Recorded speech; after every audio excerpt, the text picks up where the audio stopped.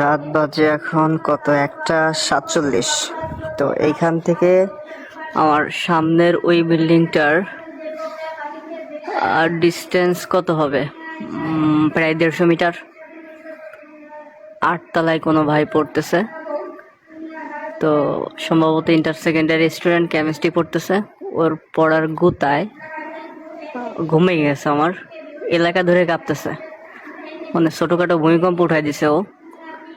এখন ওর জন্য আশেপাশের যত স্টুডেন্ট আছে সবগুলা মাই খাবে।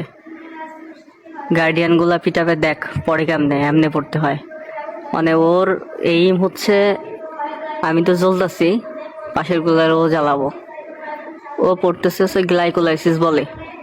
এই গ্লাইকোলাইসিস বলে আমি 20 মিনিট ধরে শুনতেছি গ্লাইকোলাইসিস বলে। আল্লাহ জানে, ওই যে গাছের পাতা সবুজ পরীক্ষার আগে যেমন মাথায় কিছু ঢোকে না, ওর মনে হয় সেই দশা হয়েছে। ও পুরো ঘুমটা শেষ করে দিল। এই যে শুনেন, পড়া শুনেন, আমারই মুখস্থ হয়ে গেছে গ্লাইকোলাইসিস কাকে বলে। না, এখন তো আবার বলে গ্লাইকোলোজেন বলে।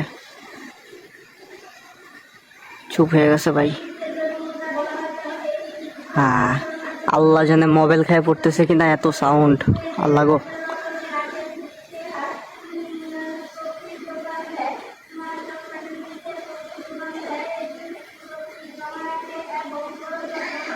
পড় ভাই, তুই পড়, কানে হেডফোন লাগাই ঘুমাইতে হবে। আল্লাহ হাফেজ।